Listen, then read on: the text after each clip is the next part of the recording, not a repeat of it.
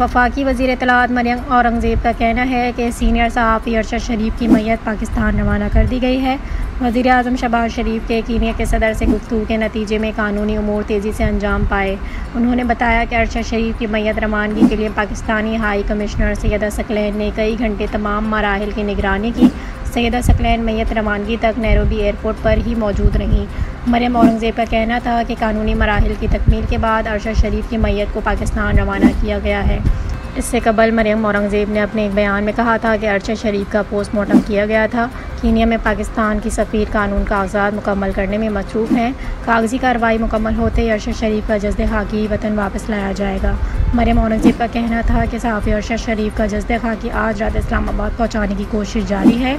उन्होंने कहा कि वज़ीर आज़म ने कीनिया के सदर से दरख्वास्त की थी अरशद शरीफ का जस्द खाकी जल्द वतन वापस भिजवाया जाए।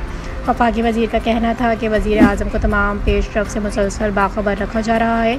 वाज़ेह रहे कि कीनिया में कत्ल किए गए सीनियर पाकिस्तानी सहाफ़ी और एंकर पर्सन अरशद शरीफ के हवाले से मुकामी मीडिया का कहना है कि अरशद शरीफ को पुलिस ने सर में गोली मारकर हलाक किया।